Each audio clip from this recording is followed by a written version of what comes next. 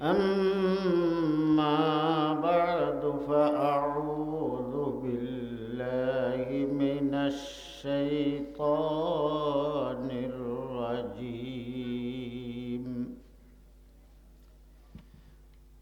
بسم الله الرحمن الرحيم.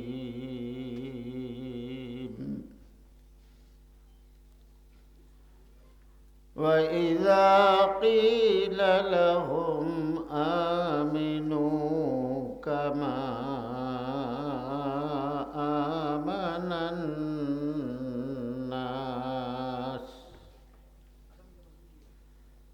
قالوا أنؤمن كما آمن السفهاء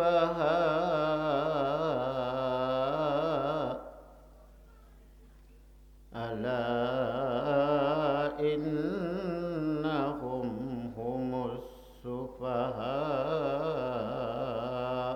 ولكن لا يشعرون. وقال تعالى في كلامه المجيد: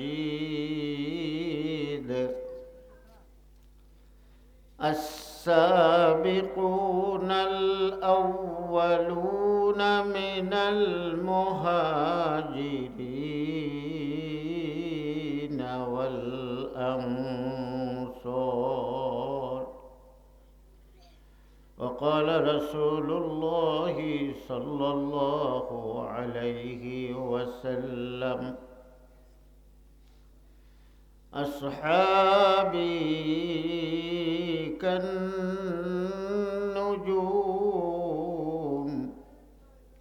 بأيهم اقتديتم اهتديتم. وقال رسول الله صلى الله عليه وسلم أيضا: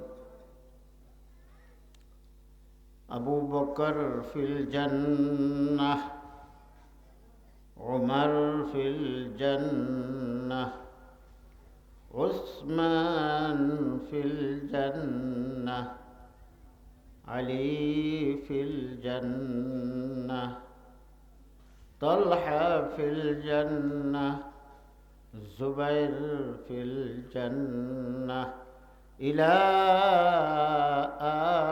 آخر الحديث. إن الله وملائكته يصلون على النبي يا أيها الذين آمنوا صلوا عليه وسلموا تسليما. اللهم صل على سيدنا ونبينا وشفيعنا وحبيبنا ومولانا محمد صلى الله عليه وعلى آله وأصحابه وبارك وسلم. اللهم صل على سيدنا ونبينا وشفيعنا وحبيبنا ومولانا محمد صلى الله عليه وعلى آله وأصحابه وبارك وسلم. بلغ العلا بكماله كشف الدجى بجماله حسنت جميع خصاله صلوا عليه وآله خدا در انتظار حمد مانیست محمد چشم برای سنانیست بلغ العلا بکماله کشف الدجى بجماله حسنت جميع خصاله صلوا عليه وآله سبحان الله الحمد لله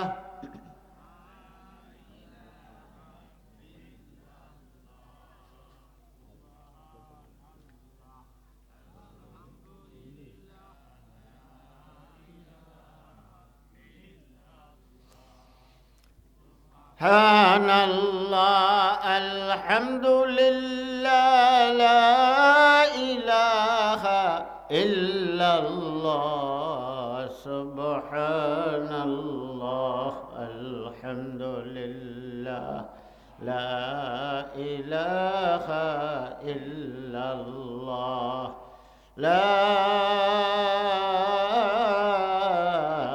إله إلا الله محمد رسول الله সমস্ত প্রশংসা শুকরিয়া মহান রব্বুল আলামিনের শাহী দরবারে আল্লাহ জাল্লা জালালুহু ওয়া আম্মা নওয়ালু তার অফুরন্ত দয়া ও মেহেরবানিতে এই মাহফিলের আয়োজন করার পরে আমাদেরকে কাউকে শ্রোতা এবং বক্তা হিসেবে আল্লাহ পাক এই জান্নাতের বাগানে বেহেশতের বাগানে আসার ও বসার তৌফিক দান করেছেন। এই জন্য সবাই শুকরিয়া আদায় করি, সমস্যারে একসাথে বলি আলহামদুলিল্লাহ। আপনাদের আবারও শুকরিয়া আদায় করতে হবে, আলহামদুলিল্লাহ বলতে হবে। বিগত এক সপ্তাহ যাবৎ যেই প্রচণ্ড শীত ছিল, আজকে তার থেকে শীত অনেক কম না বেশি? জোরে বলেন। আল্লাহ তাআলা এই মাহফিলকে কবুল করেছেন, যার কারণে আল্লাহ তাআলার কাছে দিলে দিলে অনেকে দোয়া করছে, আল্লাহ এই পরিবেশ পরিস্থিতি থাকলে মানুষ কিভাবে আসবে, তা আল্লাহ তাআলা আজকে পরিবেশ করে দিয়েছেন। এই জন্য আবার বলি আলহামদুলিল্লাহ। আমি যে আয়াতে কারিমা তেলাওয়াত করেছি, প্রথম আয়াত কালামে পাকের সূরা বাকারা থেকে।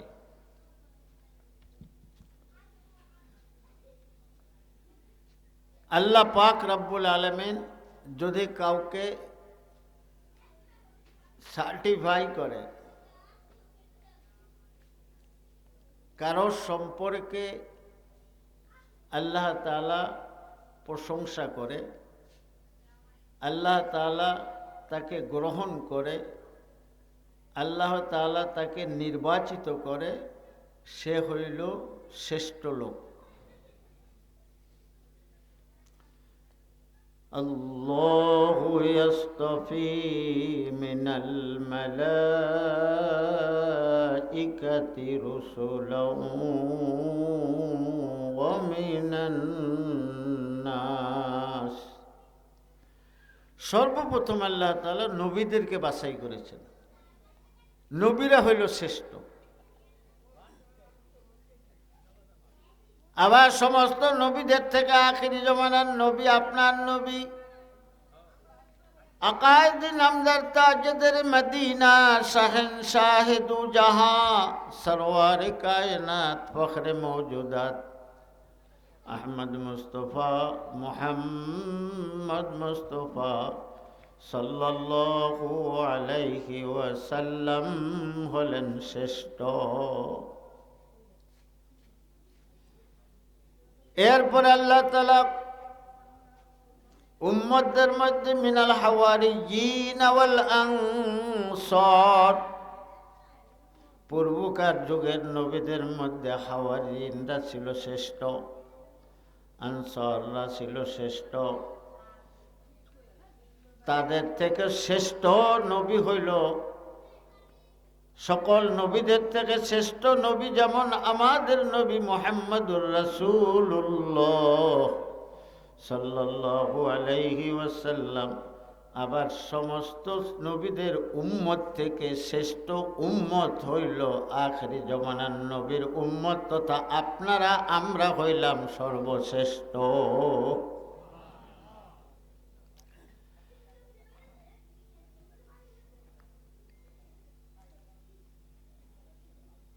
আল্লাহ তাআলা আখিরি জমানার নবীর উম্মতকে এমন দামি বানাইছেন, পূর্বকার নবীরা জান্নাতে যাওয়ার আগে, ওই নবীদের উম্মত জান্নাতে যাওয়ার আগে আল্লাহ তাআলা আখিরি জমানার নবীর উম্মতদেরকে আগে জান্নাতে নিবেন। কত দামি! এই দামের ভিতরে আপনিও দামি, আমিও দামি। ডান পাশের যারা তারাও দামি, বাম পাশের যারা তারাও দামি, সবাই দামি।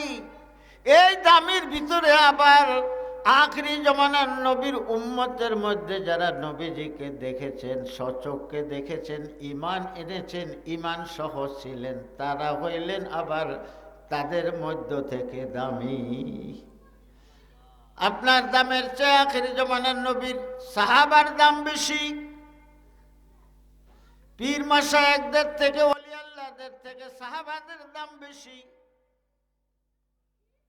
ইমাম বুখারী, মুহাদ্দিসিন, মুবাল্লিগিন, মুফতিয়িন যত আছে, তাদের চেয়ে সাহাবায়ে কেরাম রাদিয়াল্লাহু তাআলা আনহুম আজমাইনদের দাম বেশি। এমনকি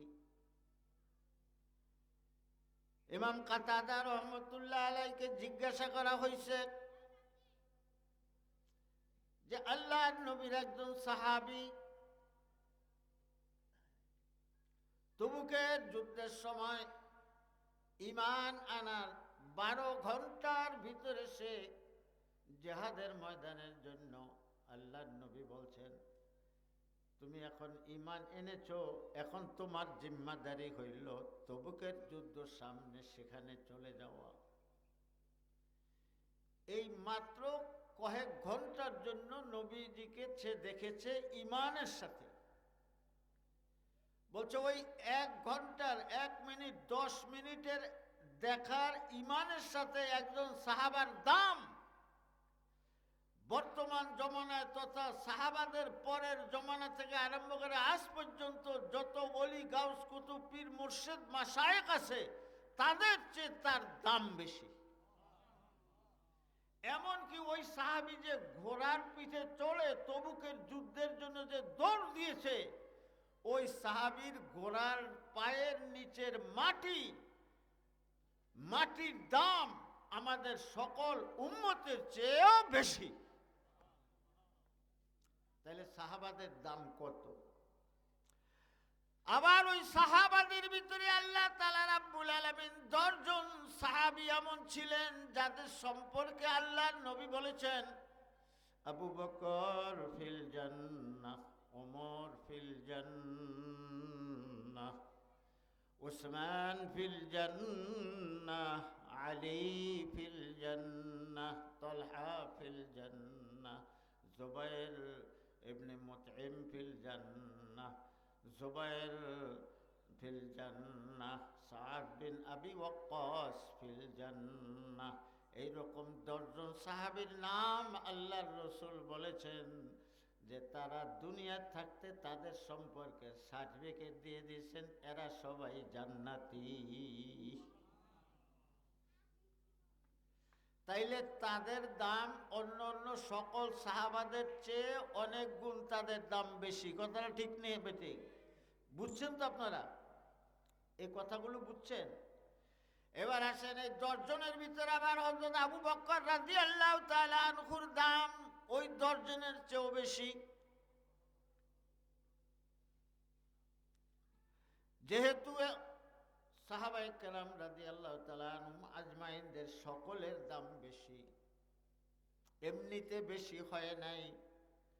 আল্লাহ তাআলা রাব্বুল আলামিন নবীদের নুরানি চেহারা দেখার কারণে আল্লাহ তাআলা তাদেরকে এরকম সিরাত আর সুরাত, আখলাক আর চরিত্রে তাদেরকে বড় দামি বানাইয়া দিয়েছেন।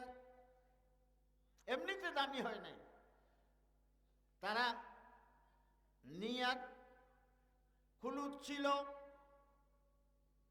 আমলে শক্তি, আমলে মজবুতি ছিল, ইমানের ভিতরে শক্তি ছিল, ইয়াকিনের ভিতরে শক্তি ছিল। এই জন্য আল্লাহ তাআলা তাদেরকে কবুল করে নিয়েছেন। সূরা বাকারার ভিতরে আমি যে আয়াত তেলাওয়াত করেছি, আল্লাহ বলেন ওয়াইযা কিলা লাহুম আমিনু কামা আমানান নাস। আমাদেরও প্রশ্ন আছে, ঈমান যে আনুম, কিরকম ঈমান আনুম? ঈমানদার মানুষই তো পাই না।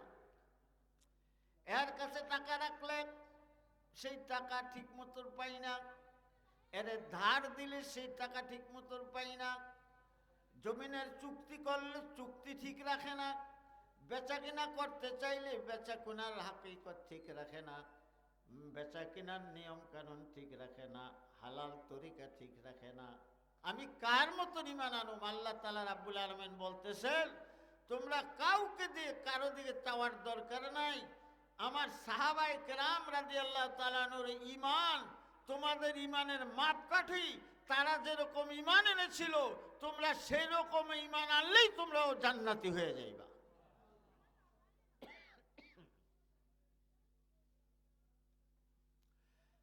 তাদের ঈমানকে আল্লাহ তাআলা এরকম মাপকাঠি বানাইলেন, কারণটা কি?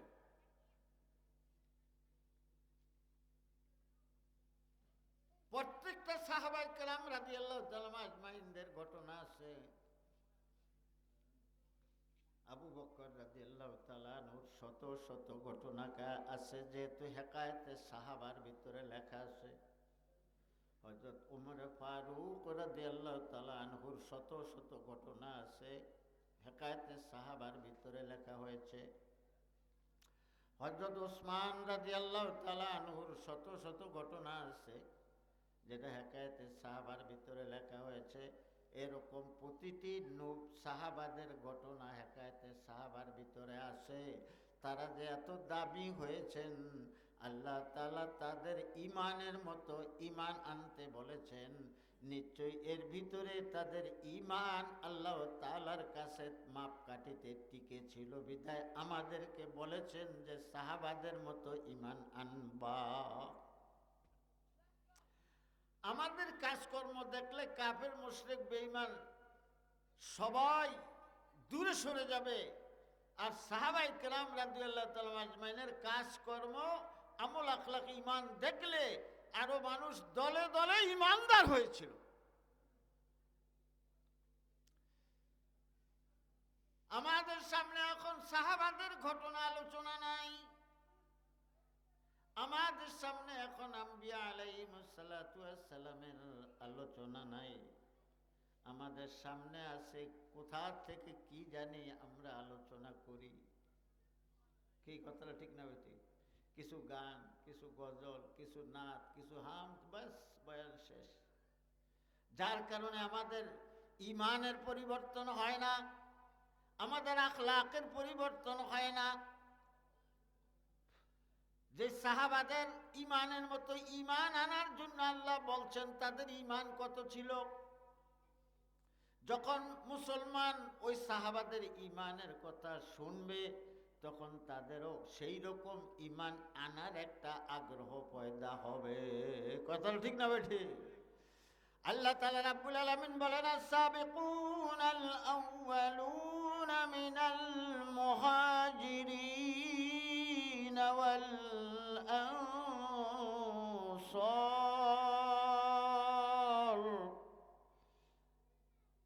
সর্বপ্রথম যারা জান্নাতে থাকবে যাবে, সর্বপ্রথম যারা নবীজির পাশাপাশি আরশে আজিমের ছায়ার তলে বসবে, সর্বপ্রথম যারা পুল সিরাতের উপরে চড়বে, এরা হইল নবীজির সাহাবাদের মধ্যে যারা মুহাজির ছিল, বাড়িঘর ছেড়ে, আরামায় ছেড়ে, জাগা জমি ছেড়ে, আত্মীয় স্বজন ছেড়ে, শুধু ইসলামের জন্য, দিনের জন্য, নবীর মায়ায় পড়ে যারা বাড়িঘর ছেড়ে হিজরত করেছিলেন, তারা হবে আল্লাহ তাআলার ওই সর্বপ্রথম জান্নাতে জানেওয়ালা, পুল সিরতের আগে পার হনেওয়ালা, আর সে আজিমের নিচে সর্বশ্রেষ্ঠ জায়গা পানেওয়ালা ইমানদার নবীর সাহাবা মুহাজির।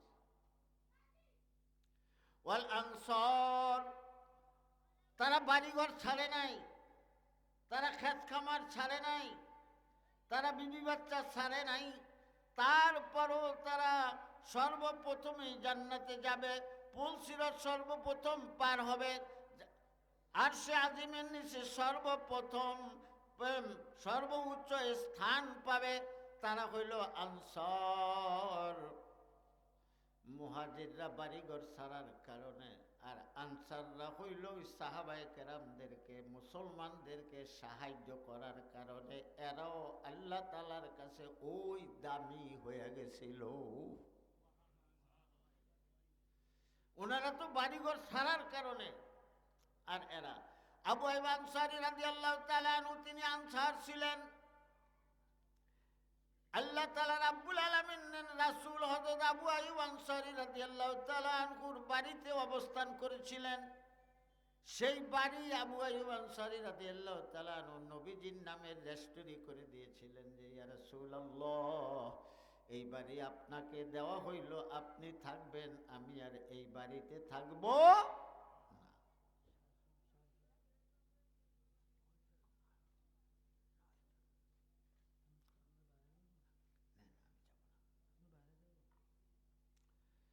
আল্লাহু আকবার, সুবহানাল্লাহ, আলহামদুলিল্লাহ, লা ইলাহা ইল্লাল্লাহ, সুবহানাল্লাহ, আলহামদুলিল্লাহ, লা ইলাহা ইল্লাল্লাহ, লা ইলাহা ইল্লাল্লাহ, মুহাম্মাদুর রাসূলুল্লাহ।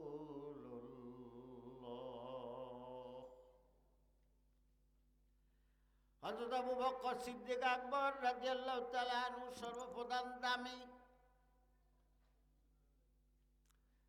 তার মক্কা নগরীতে আকিক বাজারের ভিতরে 17টি কাপড়ের দোকান ছিল। আল্লাহর নবী বললেন, হে আবু বকর, যাকে দেখা যায় তিনি কোনোদিন মাওলা হতে পারে না, রব হতে পারে না, আল্লাহ হতে পারে না। আর যিনি আল্লাহ, তাকে চর্ম চোখে দেখা যায় না। যিনি বানিয়েছেন তিনি হলেন আল্লাহ, যাকে বানানো হয়েছে তিনি কখনো আল্লাহ হতে পারে না। আবু বকর রাদিয়াল্লাহু তাআলা আনহু জিজ্ঞাসা করলেন, এর অর্থ কি? বলতে হবে লা ইলাহা ইল্লাল্লাহু মুহাম্মাদুর রাসূলুল্লাহ। আবু বকর রাদিয়াল্লাহু তাআলা আনহু বললেন, অবশ্যই অবশ্যই, আমরা যারে হাত দিয়া বানাই তারে আবার আল্লাহ মানে। মানুষ যাকে কেটে ফেলে তাকে আবার দাম হবে কমপক্ষে 25 কোটি টাকা। 25 কোটি টাকার সম্পদ পাবো, তা এই সম্পদটা আমাকে পাইতেই হবে। নাউযুবিল্লাহ নাউযুবিল্লাহ, মুহাম্মদ সাল্লাল্লাহু আলাইহি সাল্লামকে হত্যা করতেই হবে। এই দেশের যত সুন্দরী মেয়েরা আছে তাদেরকে একত্রিত করা হবে, যেটা সবচেয়ে বেশি সুন্দরী, যেটা আমার পছন্দ হবে সেটা আমাকে বিবাহ করায় দিবে। সুতরাং মুহাম্মদ সাল্লাল্লাহু আলাইহি ওয়াসাল্লামকে হত্যা করতেই হবে। এই রাষ্ট্রের আমাকে অর্ধেক মালিকানা বানায় দেওয়া হবে। কত লক্ষ কোটি টাকা খরচ করে, কত মিথ্যা জালিয়াতি করে আমাকে নির্বাচন করতে হয়, নির্বাচিত হতে হয়। আর সেখানে মোহাম্মদ সাল্লাল্লাহু আলাইহি ওয়াসাল্লামকে মারার কারণে আমি অর্ধ আরবের মালিক হয়ে যাব, প্রেসিডেন্ট হয়ে যাব। এই সুযোগ ছাড়া যায় না। এই লোভে পড়ে, এই মায়ায় পড়ে, এই মজায় পড়ে তিনি উলঙ্গ তরবারি নিয়ে রওনা হয়েছিলেন। আর সেই আবু বকর রাদিয়াল্লাহু তাআলা আনহু মুসলমান হওয়ার পরে নবীজির দরবারে যাইয়া এমনভাবে নরম হয়ে গেছে, রাত্রিবেলায় রাস্তা দিয়া বের হয়েছে, শুনতেছে দুইটা বাচ্চা কাঁদতেছে ক্ষুধার জ্বালায়। আর আবু বকর ওমর ফারুক রাদিয়াল্লাহু তাআলা আনহু দৌড়াইতে দৌড়াইতে বাড়িতে আসিয়া তিনি খাজানাতুল মুলক থেকে, রাষ্ট্রীয় খাজানা থেকে এক বস্তা চাল নিয়া দৌড়াইতে দৌড়াইতে সেই এতিমদের দুয়ারে গিয়ে হাজির।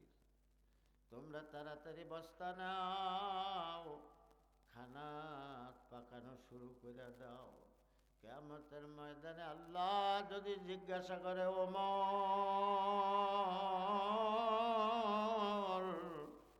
তোমার রাষ্ট্রের ভিতরে, তোমার প্রজার ভিতরে এতিম বাচ্চা দুইটা কাঁদতেছিল, তুমি কেন দেখো নাই? আমার উমরের পক্ষে জবাব দেওয়া সম্ভব হবে না। এমন সোনার মানুষ বস্তা মাথায় নিয়ে এতিমদের দুয়ারে হাজির হওয়া এত বড় সন্ত্রাসীর পক্ষে সম্ভব হয়েছে একমাত্র নবীজির সোহবতের কারণে। কথাটা ঠিক না ঠিক? 3 নম্বর হযরত উসমান গনি রাদিয়াল্লাহু তাআলা আনহু সম্পর্কে আপনারা জানেন, তিনি অনেক বড় বড় লোক ছিলেন, অনেক বড় ধনী ছিলেন। তার এক্সপোর্ট এবং ইম্পোর্ট ব্যবসা ছিল। হযরত আবু বকর রাদিয়াল্লাহু তাআলা আনহুর কাপড়ের দোকান ছিল। আর হযরত ওসমান রাদিয়াল্লাহু তাআলা আনহুর গ্রুপ অফ ইন্ডাস্ট্রিজের ব্যবসা ছিল এবং ইম্পোর্ট এবং এক্সপোর্টের ব্যবসা ছিল। সবাই আরব দেশে জানতো ওসমান হইল ধনী লোক, এই জন্য তার নামের শেষে লাগানো হয় ওসমানে গনি। ওসমান ধনী, ওসমান ধনী, আরবিতে হইল ওসমানে গনি। কথা কানা, ওসমান গনি, গনি মানে কি? ধনী। হে ওসমান রাদিয়াল্লাহু তাআলা আনহু একদিন কের ঘটনা, আল্লাহর নবীর কাছে এক অভাবী লোক যায়, বলতেছি ইয়া রাসূলুল্লাহ ইন্নী জাইউম বিসালাসাতি আইয়াম, আমি 3 দিন যাবত ক্ষুধার্ত। আল্লাহর নবী বলতেছে ইন্নী জাইউন কাযালিক, আমিও 3 দিন যাবত অসুস্থ, আমি ক্ষুধার্ত। আমি যে তোমাকে কিছু দান করব বাবা সেই তৌফিক নাই। ওই লোক মন খারাপ করে হাঁটা ধরছে। আল্লাহর নবী বললেন ঠিক আছে, তুমি একটু ওমরের কাছে, ওসমান রাদিয়াল্লাহু তাআলা আনহুর কাছে যাও, আর যাইয়া বলো আল্লাহর রসুল আমাকে পাঠাইছে। ওই লোক হযরত ওসমান রাদিয়াল্লাহু তাআলা আনহুর এলাকায় গিয়া দেখতেছে হযরত ওসমান রাদিয়াল্লাহু তাআলা আনহু সিরা জামার ভিতরে তালি দিতেছে। উনি দূরে থাইকা দাঁড়াইয়া চিন্তা করে দেখলো, যেই লোক নিজে সিরা জামায় তালি দিচ্ছে উনি আমাকে কি দান করবে? ওনার তো নিজেরই জামা নাই, জামা বানাইতে পারে না, আমাকে আবার দান করবে কোত্থেকে? উনি আবার কিছু না বইলা দেখেই চলে গেছে। আল্লাহর নবীর কাছে যে হাজির, বলবে যে আমাকে কেমন লোকের কাছে পাঠাইছেন। এর আগে আল্লাহর নবী বলেন তুমি ওসমানের কাছে গিয়েছিলা? হ্যাঁ ইয়া রাসূলুল্লাহ গিয়েছিলাম। ওসমান কি বলেছে? আমি কিছু বলার অপেক্ষায় থাকি নাই, আমি কিছু শোনার অপেক্ষায় ছিলাম না, আমি তার অবস্থা দেখে ইয়া রাসূলুল্লাহ আমি চলে আসছি। আমার মনে হয়েছে তিনি নিজে আমাকে কিছু দেওয়ার মতো তার কোনো তৌফিক নাই। বলে সেটাকে যায় দেখতে সে নিজে সিরা জামা, আগেও জামার ভিতরে তালি আছে, নতুন করে আবার তালি দিতেছে। যে নিজের তালি দেওয়া জামা আবার তালি দিচ্ছে, সে আমাকে কিভাবে দিবে আর কোত্থেকে দিবে? আল্লাহ নবী বললেন যে তুমি যা ওসমানের কাছে যা বলো আল্লাহ রসুল পাঠাইস। এইবার আবার যখন গেলেন, যাই দেখতেছে হযরত ওসমান রাদিয়াল্লাহু তাআলা আনহু বালিশের তুলা রোদে দিয়েছে, তোষক বালিশের তুলা রৌদ্র দিয়েছে, বাতাসে তুলার রুই উড়াইয়া নিয়ে যাচ্ছে। হযরত ওসমান তাল টোকায়াই না, আবার ওই তুলার সাথে রাখতেছে। ওই লোক দাঁড়ায় দাঁড়ায় চিন্তা করতেছে, একটা তুলা রুইয়ের দাম 1 পয়সার 1000 ভাগের 1 ভাগ হবে না। এমন বখিলের বখিল, সেইটা তুলা টোকায়াই না আবার রাখতেছে। এই লোক আমাকে কি দান করবে? সে আবারও চলে গেছে। আবার আল্লাহ নবীর কাছে যাওয়ার পর আল্লাহ নবী বলেছেন, তুমি গিয়েছিলা ইয়া রাসূলুল্লাহ, গিয়েছিলাম, কিছু চেয়েছো না? কিছু চাই নাই। আমার চাওয়ার মতো কোনো মন মানসিকতা হয় নাই, কেননা সে দেখতেছি এত ক্ষুদ্র একটা তুলার রুইকে আবার তালাশ করে এনে আবার সে সেখানে রাখতেছে, তাই সেই লোক আমাকে কি দান করবে? এবার আল্লাহ নবী বললেন, তুমি যা বলবা, সে কি করুক না করুক এটা তোমার দেখার বিষয় না, তুমি তো যা বলবা। সে আবার গেছে, এবার যা দেখতেছে হযরত ওসমান রাদিয়াল্লাহু তাআলা আনহু নিজের জুতা সেলাই করতেছে। ওরে বাপ রে বাপ, যে মুচির কাজ করে এই মুচি লোক আমাকে কি দান করবে? সেই ইতস্ত দাঁড়ায় রয়েছে। বছরে সুতার থেকে সুইটা ছুটে একটু নিচে পড়ে যাওয়ার কারণে ওই লোক দেখা হযরত ওসমান রাদিয়াল্লাহু তাআলা নিচে তাকানোর পরে সুইটা উঠাইয়া দিছে। উঠে দেওয়ার পরে জিজ্ঞাসা করলো, ভাই তুমি কে? বলে আমি একজন মুসাফির। বলে তুমি কি জন্য আসছো? তো বলছে আল্লাহর নবী আপনার কাছে পাঠাইছিল। কি জন্য পাঠাইছে লোক কিছু বলে না। বলে তোমার কিছু বলার দরকার নাই, তুমি যে আমার সুইটা উঠাইয়া দিছ, তুমি যে উপকার করেছ, কামা তাদিনু আকরিম বিহি কামা আহসান বিহি কামা আহসানাল্লাহু ইলাইক, যে তোমাকে এহসান করেছে তুমি তার প্রতি এহসান করো। তুমি সুইটা উঠে দিছ, এটা আমার একটা এহসান করেছো, এটা একটা উপকার করেছো। এই উপকার করার কারণে আমি তোমাকে পুরস্কৃত করব, তুমি একটু দাঁড়াও। বলেন না সুবহান, আরো জোরে বলেন সুবহানাল্লাহ। দাঁড়ানোর পরে বলতেছে, এই খানসামা, খাজানার মালিক, আমার ম্যানেজার, একটা ভালো চায় উট নিয়ে আসো, আর উটের ভিতরে যতটুক মাল ধরে কমপক্ষে 25 মণ খাদ্য দ্রব্য বোঝাই করিয়া নিয়ে আসো। আল্লাহ নবীর দরবার থেকে আসছে এই লোক, উপকার করেনেওয়ালা লোক, আমার সুইটা উঠাইয়া উপকার করে দিয়েছে। এই বকশিস হিসাবে তাকে একটা উট দিয়া দিলাম, এবং এই উটের বোঝায় যা খাদ্য সামগ্রী ধরে তাও দিয়া দিলাম। এই ছিল সাহাবায়ে কেরাম রাদিয়াল্লাহু তাআলা আজমাইনের আখলাক। এই ছিল সাহাবায়ে কেরাম রাদিয়াল্লাহু তাআলা আজমাইনের আখলাক। আমাকে মসজিদের কত পানি অপচয় হয়ে যায়, নদীর কত পানি অপচয় হয়ে যায়, কত খানা অপচয় হয়ে যায়, আর হযরত ওসমান রাদিয়াল্লাহু তাআলা আনহুর সামনে দিয়ে একটা তুলার রুইও অপচয় হতে পারে নাই। আর হযরত আবু বকর রাদিয়াল্লাহু তাআলা আনহুর 17টা দোকান, যেখানে ওই আকিক বাজারের মধ্যে সর্বশ্রেষ্ঠ ব্যবসায়ী ছিলেন, তিনি এক সময় ফকির হয়ে গেলেন। তেনার রানিং ব্যবসা, তিনি ফকির হয়ে গেলেন।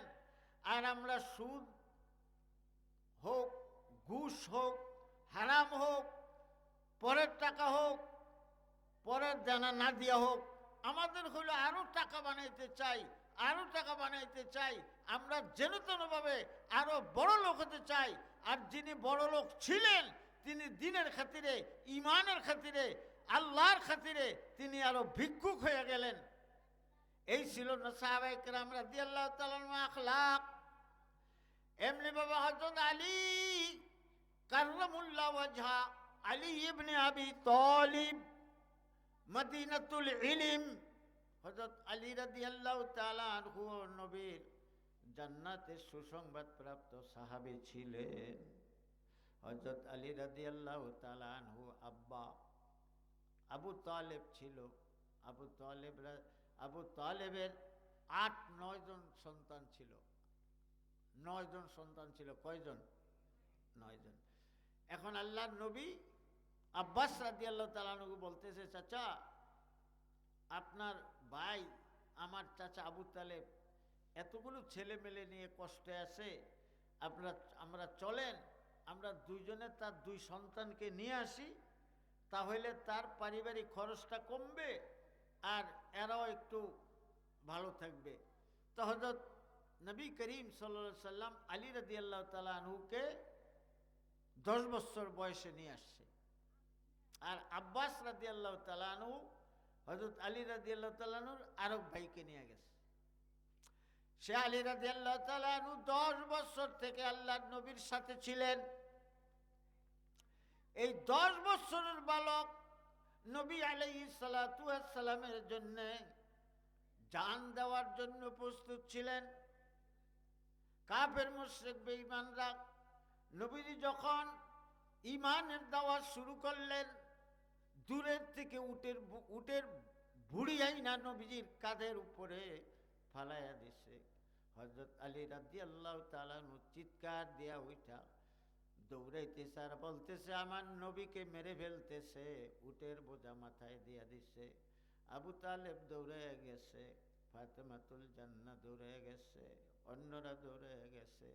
হযরত আলী রাদিয়াল্লাহু তাআলা আনহু বলছেন, আমার জীবনের চেয়ে, আমার জানের চেয়ে, আমার হাতের চেয়ে, আমার পায়ের চেয়ে, আমার সমস্ত অঙ্গ প্রত্যঙ্গের চেয়ে আমার প্রিয় হইল আমার নবী।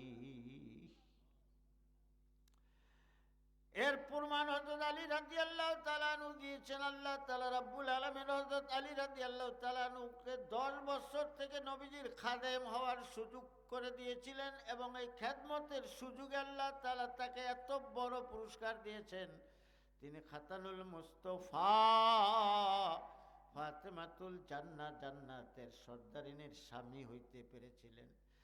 আর যুবক জান্নাতীদের সর্দার ইমাম হাসান হুসাইনের বাবা হইতে পেরেছিলেন।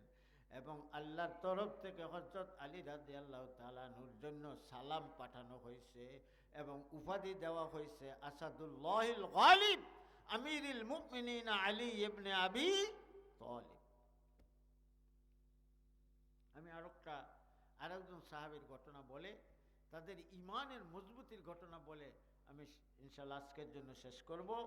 আল্লাহ চাহে তো আগামীকালকে আবার এই সাহাবাদের শান নিয়ে আরো কিছু ঘটনা বলবো।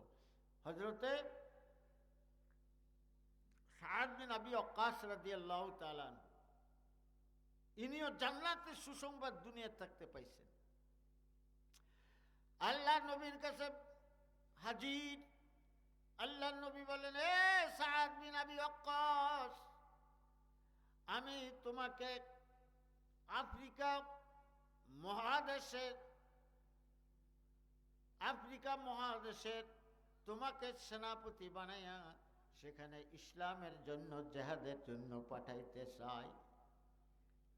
হযরত সাদ বিন আবি ওয়াক্কাস রাদিয়াল্লাহু তাআলা আনহু বললেন, ইয়া রাসূলুল্লাহ, আফ্রিকা যাওয়ার সময় কৃষ্ণ সাগর পড়বে, আফ্রিকা যাওয়ার সময় নদী নালা পড়বে, আফ্রিকা যাওয়ার সময় বন জঙ্গল থাকবে, আমি সফর করতে পারবো না। আল্লাহর নবী বললেন, হে সাদ বিন আবি ওয়াক্কাস, তুমি আমার সাহাবা, তুমি আমার সাথে ছিল, তুমি আমার হাদিসের দর্শ গ্রহণ করেছো, তুমি আমার কোরআনের দর্শ গ্রহণ করেছো। আমার বিশ্বাস তোমার জন্য নদী কোনো বাধা হবে না, তোমার জন্য সিংহ বাঘ ভাল্লুক কোনো বাধা হবে না, কোনো সাপ বিচ্ছু তোমার জন্য বাধা হবে না। হযরত সাদ বিন আবি ওয়াক্কাস রাদিয়াল্লাহু তাআলা আনহু ৩০০ লোকের দল নিয়া সে আফ্রিকার উদ্দেশ্যে রওনা দিয়েছেন। আর হযরতে সাদ বিন আবি ওয়াক্কাস রাদিয়াল্লাহু তাআলা আনহু, যে কিস্তিতে একজন মানুষ, দুইজন মানুষ চড়া যায় না, এমন ছোট একটা কিস্তি দিয়া আল্লাহর কুদরতে এই কৃষ্ণ সাগর পার হইয়া আফ্রিকার জঙ্গলে যাইয়া পৌঁছে গেছে। আফ্রিকার জঙ্গলে যাওয়ার পরে এখন এইদিকে বাঘের আওয়াজ শোনা যায়, ওইদিকে সিংহের আওয়াজ শোনা যায়, ওইদিকে সাপ কিলবিল করে দৌড়ায়। আল্লাহ তাআলা রাব্বুল আলামিন কারো ইমানের মজবুতি অনেক ঊর্ধ্বে দিয়েছেন, কারোটা একটু মিডিয়াম দিয়েছেন, কারোটা একটু কম দিয়েছেন, কিন্তু ইমান তো সবাইরই আছে। আল্লাহ তাআলার ফজলও করম। বড় হুজুর মাওলানা আব্দুর রহিম সাহেব দামাত বারাকাতুহুম আমাদের ওস্তাদ এখন হাসপাতালে অসুস্থ অবস্থায় বরিশালে আছেন। তার একিনার এখলাস, আমরাও তো আল্লাহর ফজলে তার ছাত্র, আমরাও তার ছাত্র, কিন্তু আমাদের একিনার এখলাস তার সমান, কথা কয় না, তার সমান হবে না। ওইরকম সাহাবায়ে কেরাম রাদিয়াল্লাহু তাআলা আনহুর মধ্যে অন্যান্য সাহাবায়ে কেরাম বললেন, হে সাদ বিন আবি ওয়াক্কাস, আমাদের নেতা, আমাদের আমির, আমাদের সেনাপতি, এই জঙ্গলের ভিতরে কিভাবে থাকবেন? আল্লাহ পাকের রাসূল বলছেন যে আমরা আল্লাহর নবীর সাহাবা, আল্লাহ তাআলার বান্দা, আমাদেরকে এই নদী পার যেমনিভাবে আল্লাহ তাআলা করেছেন, এই জঙ্গলও আল্লাহ তাআলা আমাদেরকে রাখবেন, কেউ আমাদের ক্ষতি করতে পারবে না। সাদ বিন আবি ওয়াক্কাস রাদিয়াল্লাহু তাআলা আনহু দাঁড়াইলেন, দাঁড়ায়া সামনে থাকবে মানুষ, শ্রোতা কম থাক বেশি থাক, আপনারা আছেন না এখন, এখন সামনে কেউ নাই, স্টেজ নাই, তিনি একটা টিলার পে দাঁড়ায়া বলেন, এই জঙ্গলের ভিতরে যত বাঘ আছো, ভাল্লুক আছো, যত সাপ আছো, বিচ্ছু আছো, আমরা কিন্তু মদিনা থেকে আসছি, আল্লাহর নবীর মেহমান হয়ে আসছি। আমাদের কথা কিন্তু আল্লাহ তাআলা কালামে পাকের ভিতরে ইরশাদ করেছেন, আমরা সেই লোক আসছি, আমাদের এই বনের ভিতরে আজকে থাকতে হবে, তোমরা বেরিয়ে যাও। সাথে সাথে বাঘ তার বাচ্চা নিয়ে, সাপ তার বাচ্চা নিয়ে, ভাল্লুক তার বাচ্চা নিয়ে, সমস্ত হিংস্র প্রাণী সে বাঘ থেকে দলে দলে বের হওয়া শুরু করছিল। ওই সাহাবী হইলেন হযরত সাদ বিন আবি ওয়াক্কাস রাদিয়াল্লাহু তাআলা আনহু। এই জন্য আল্লাহ তাআলা বলছেন, ওয়াইযা কিলা লাকুম আমিনু, আমাদের ঈমান হইতে হবে কাদের ঈমানের মতো? সাহাবাদের ঈমানের মতো। আমাদের ইয়াকিন হইতে হবে সাহাবাদের ঈমান। আগামীকাল ইনশাআল্লাহুল আজিজ আপনারা আরো কিছু সাহাবায়ে কেরাম রাদিয়াল্লাহু তাআলা আজমাইনদের ঘটনা শুনবেন। এই সাহাবাদের ঘটনা শোনার অর্থ হইল তাদের ঈমানের সাথে মাপকাঠি করে যেন আমরা বাকিয়া জিন্দেগানি চলতে পারি, তবেই আমরা সঠিক পথে থাকবো। আল্লাহর নবী বলেন, মিশকাত শরীফের হাদিস, আসহাবী কান নুজুম, সমুদ্রে থাকে, সাগরে থাকে, পাহাড়ে থাকে, পর্বতে থাকে, যখন সূর্য উঠে তখন সকালবেলা সূর্য কোন দিক থেকে উঠছে মানুষ বুঝতে পারে, কথাটা ঠিক না বেঠিক? আবার সূর্য যখন ডুবে যায় তখন মানুষ বুঝতে পারে কোন দিকে যাচ্ছে। সকাল আর বিকাল ফরক করে মানুষ সূর্য উঠা এবং ডুবা দিয়া। আবার সাত তারা যখন ওঠে তখন মানুষ মনে করে যে সাত তারা তো এই সময় এই জায়গায় আছে, তাইলে এটা এই দিক হবে। রাত্র অর্ধেক হয়েছে বা 12 আনি হয়েছে বা ভোর রাত্র হয়েছে, ওই তারা দেখে বুঝতে পারে।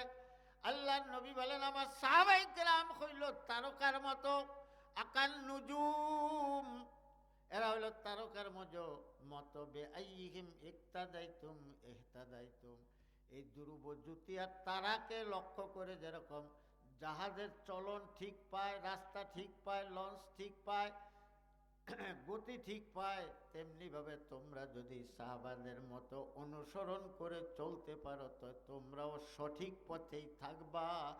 যে বলো তোমরা বাতিল হয়ে গেছো, গোমরা হয়ে গেছো, তোমরা ওগুলা বিশ্বাস করবা না, তোমরা নিশ্চিত ধরে নিবা যে তোমরা সঠিক পথে আসছো।